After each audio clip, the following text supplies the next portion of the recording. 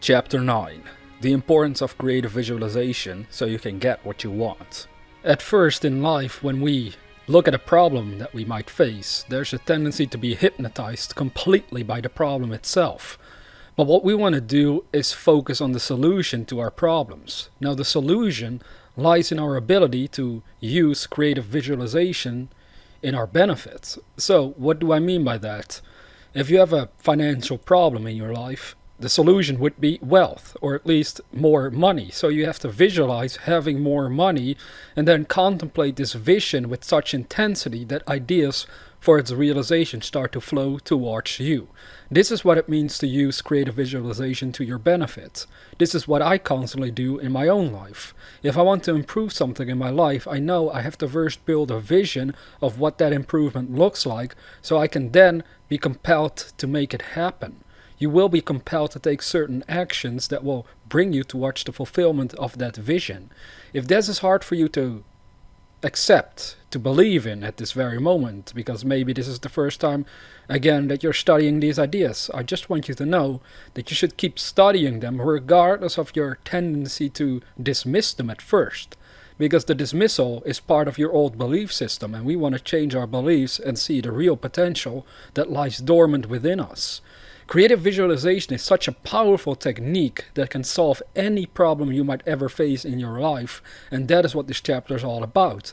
It's about taking our attention away from the obstacle or the problem and seeing the solution within our own minds. We consciously build this solution, and then we let that solution inspire us towards what needs to be done on the physical side of life in order to improve everything in general. This chapter is about the main idea that connects everything together. Creative visualization is of the highest importance if you want to achieve your goals. It's the foundation from which everything grows. I found out in my own life that doubts and worries can only exist in my own mind if I don't operate with a clear vision. Here are some examples showing how doubt can overtake us. As someone wants to start their own business, but immediately they worry about the amount of potential customers they can get. Will there be enough customers on a monthly basis to keep the business operational? Can we keep our business up for a whole year? I mean, this is something I've heard from other people in my own life all the time. They tell me, well, if I start my own business, what if I don't have enough customers and then I'm screwed? It's like you're already focusing your mind on all the doomsday scenarios that might or might not happen.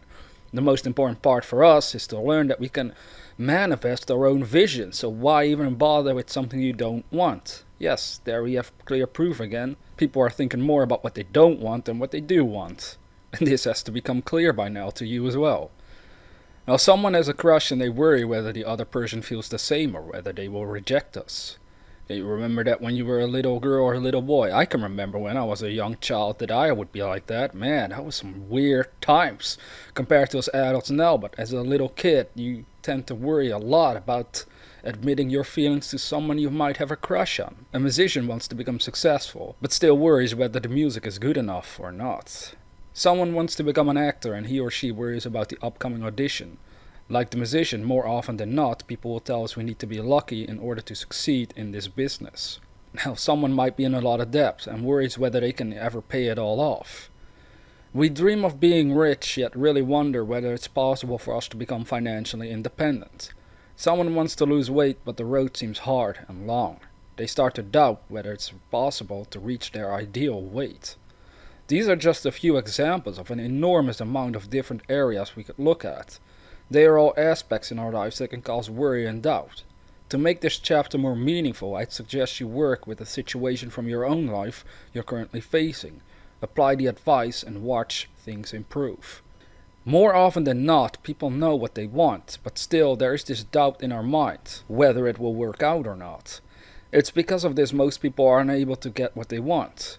How can we overcome our own doubts and worries? By visualizing the results we do want. The examples given before can only be solved through creative visualization. This can give us the confidence and courage to change results. In the last chapter I mentioned doubts are self-made. If we can reach that point of intensity within our own mind, that we are focused on what we want instead of what we don't want, even if our attempts to improve our results fail, The confidence unleashed through this method will get you back up again and make sure the situation won't negatively affect you. This is the key, the solution, the ultimate method to get what you want. Things can always go wrong, there's stuff that can happen we don't control, but the question remains. In difficult times, are we going to visualize ourselves beyond the obstacle itself? This means seeing the results you want inside your own mind instead of staying stuck, obsessing over what you don't want. We can do this by seeing the solution to our problems inside our imagination. This then allows our actions to be guided by the newly created vision. If we don't do this, we will be overtaken by our own doubts, making it harder to take effective action to improve results. I personally reached a point in my life that whenever I know what I want, I'll approach it through my imagination. Instead of focusing on any doubts that might show up, I focus on the end result I'm after. The more clearly I can see what I want inside my imagination, the easier it becomes to achieve it. My imagination operates like a map. It gives clues as to what I should be doing in order to get closer to what I want. Something else will happen. The more clearer you make your vision, the more inspired you'll become. You can test this out. The more you focus on what you want mentally, the clearer you can see how your life would improve if you made your dreams come true. The more you start to desire to do something about your dream. I use the word something because it all depends on what you dream of achieving. A simple exercise would be this. Write on a piece of paper in as much detail as you can what you want to achieve. Once you have written it all down, you should be curious and ask yourself, what could I do in order to get closer to the realization of this dream? If your mind is calm, inspiration will follow. You can literally feel what you should be doing in order to advance. Your emotions will let you know. The inspiration you receive will make you feel very positive and excited. This is a sign you're doing the right thing.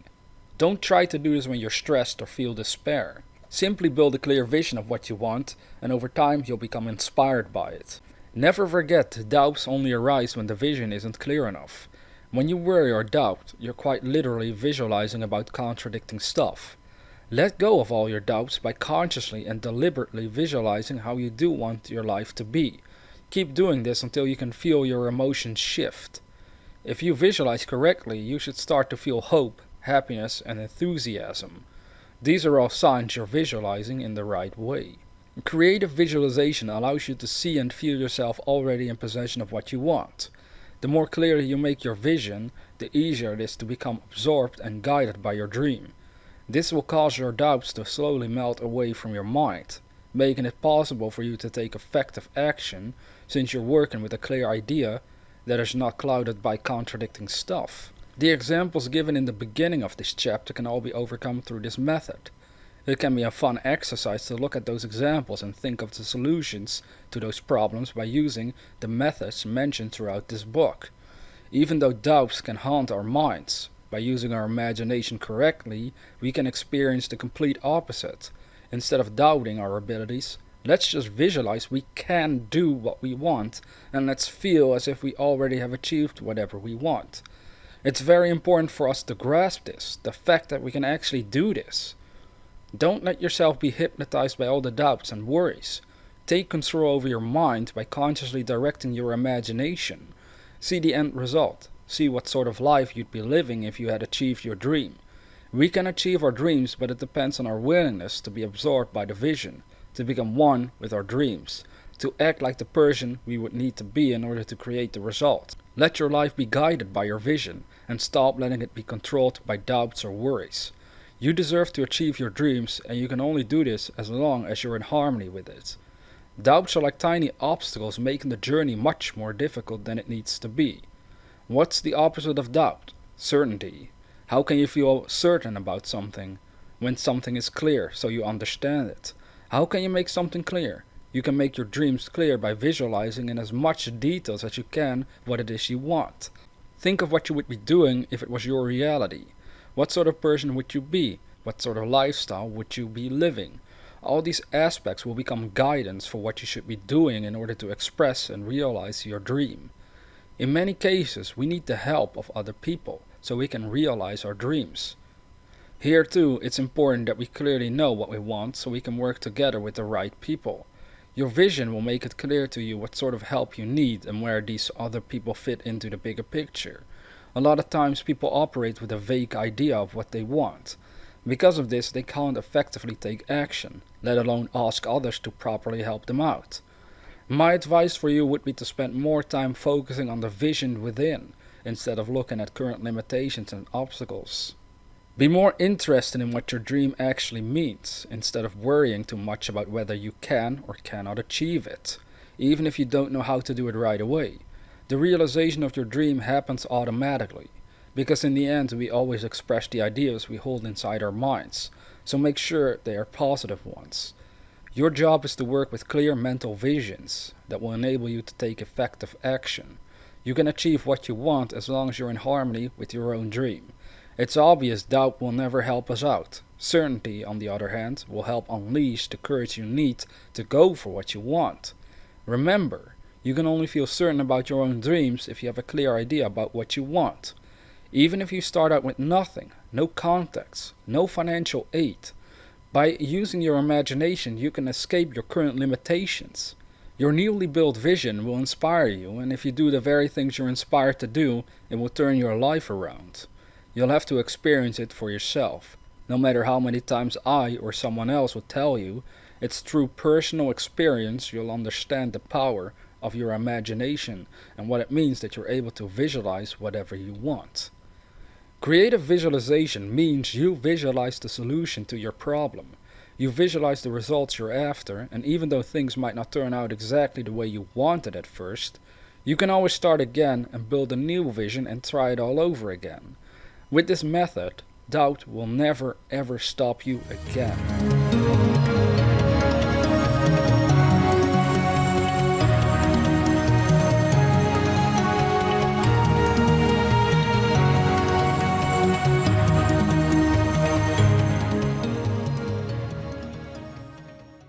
So here we are for chapter 9 and the questions. As you heard in this chapter, there's an enormous amount of areas people can approach about which they can have doubts.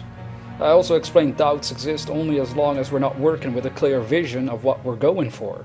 Due to a lack of clearness on our part, we can't focus our attention effectively on our own vision. If we can't focus our attention on our vision, it automatically gets placed on something else. Now this is an important question for this chapter. If you were to look at your own life, in what areas are doubts holding you back? Perhaps one of the examples given in this chapter is similar to a situation you're currently facing. Creative visualization means the ability to go beyond the observed obstacles. It literally means we have to consciously learn to visualize what we do want, so our attention gets placed on that. Now to summarize this chapter, whenever you feel doubtful, you want to go to the polar opposite. Instead of accepting the doubts, see yourself as courageous.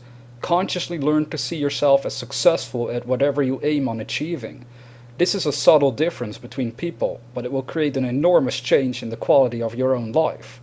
If I personally feel any doubts, I simply place my attention on the end result I'm after.